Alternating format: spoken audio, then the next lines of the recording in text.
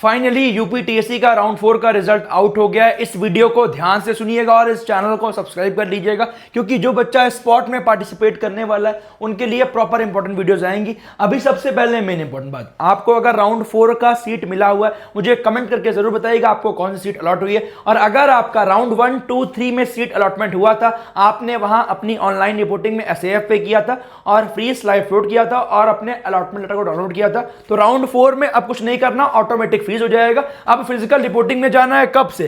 4 से लेके 7 तारीख के बीच में आपको फिजिकल रिपोर्टिंग करना है। नॉन रिपोर्टिंग कैंडिडेट्स, मतलब जो बच्चा रिपोर्टिंग नहीं करेगा उसकी सीट कैंसिल होगी और वो बच्चा स्पॉट के लिए भी एलिजिबल नहीं होगा। अगर स्पॉट काउंसलिंग में पार्टिसिपेट करना है, जिनको सीट मिली हुई है वो विड्रॉल कर लेंगे। 4 से लेके 7 तक विड्रॉल का भी ऑप्शन है। 1000 रुपए कट के 3 से 4 महीने में आपके बैंक अकाउंट में पैसे रिफंड हो जाएंगे, क्योंकि स्पॉट में वही बच्चा एलिजिबल है जिस बच्चे को सीट मिली थी, विड्रॉल कर लिए, सीट मिली थी, एसएएफ नहीं पे किया, सीट मिली थी, अगर वो ले लिए सीट तब आप एलिजिबल नहीं हो। अगर आप सीट छोड़ के जाओगे तभी आप एलिजिबल हैं। और जो बच्चे अदर स्टेट वाले हैं वो बच्चे तो एलिजिबल ही हैं, और जो बच्चे काउंसलिंग में ही पार्टिसिपेट नहीं किए वो बच्चे भी एलिजिबल हैं। तो किस बच्चे को क्या करना है? अगर जो आपको सीट मिली है उस सीट को पक्का करना है। 4 से लेके 7 तारीख के बीच में डॉक्यूमेंट्स लेके आप पहुंच जाइएगा। जो भी यूनिवर्सिटी मिली है, जो भी गवर्नमेंट कॉलेज मिला है, IIT Lucknow, KNIT, BIT, AITS Kanpur, Ajay Kumar कर, जो भी मिला है, गलगोटिया मिला है, जाके वहां पहुंच जाइएगा।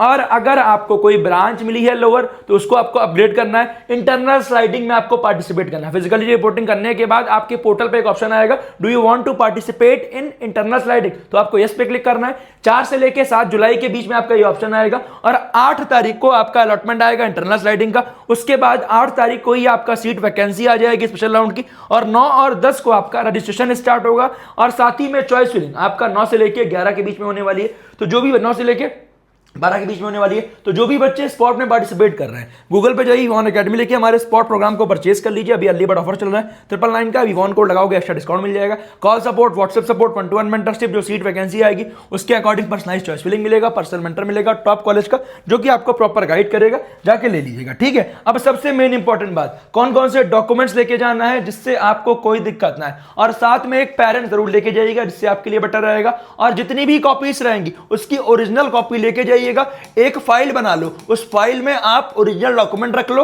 और 3-3 फोटोकॉपी विद सेल्फ अटेस्टेड, मतलब सेल्फ अटेस्टेड क्या होता है, आपका साइन रहेगा। ठीक है, रख लीजिएगा। ओरिजिनल लेके जाना है बेटा, ये नहीं कि भैया ओरिजिनल लेके नहीं जा रहे हैं, आधार कार्ड सब कुछ ओरिजिनल लेके जाना है, ध्यान दीजिएगा। पहली बात तो डाउनलोड, जो अपना 4th राउंड का लेटर उसका करना डाउनलोड, और जो आपने एसएएफ पे किया वो कैंपस पहुंचना है 4 से लेके 4 बजे तक, 10 से लेके 4 बजे तक, ये ध्यान दीजिएगा। रिपोर्टिंग रजिस्ट्रेशन डेस्क पे पहुंच जाइएगा, ओरिजिनल डॉक्यूमेंट वेरिफिकेशन होगा। ठीक है, उसके बाद आपका फोटो एंड आइडेंटिटी चेक होगी। उसके बाद आपका सबमिट करना है अपना मेडिकल सर्टिफिकेट AK2 वाला, बैलेंस फी पेमेंट करना है।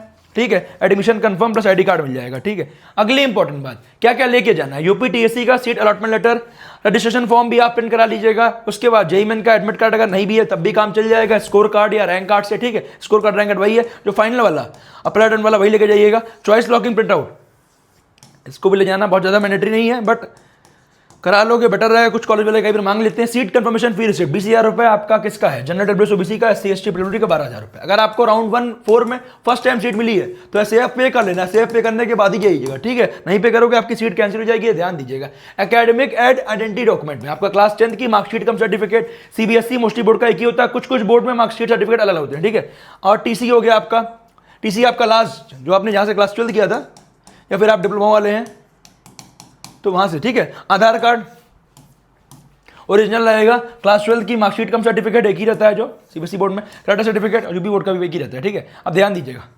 ठीक है, कराटे सर्टिफिकेट स्कूल से लेना है, अगर प्राइवेट कैंडिडेट हो तो तहसीलदार ऑफिस से बन जाएगा। ठीक है, पेरेंट का आधार कार्ड, फादर एंड मदर का आधार कॉपी ले जाइएगा, ओरिजिनल एंड और आपका ओरिजिनल के साथ साथ अपना फोटो कॉपी भी। ठीक है, अब ध्यान दीजिएगा, जो बच्चे कैटेगरी वाले हैं, ईडब्ल्यूएस ओबीसी का सर्टिफिकेट 1 अप्रैल 2026 उसके बाद का, और वैलिड स्टेट वाले फॉर्मेट में होना चाहिए, ध्यान दीजिएगा।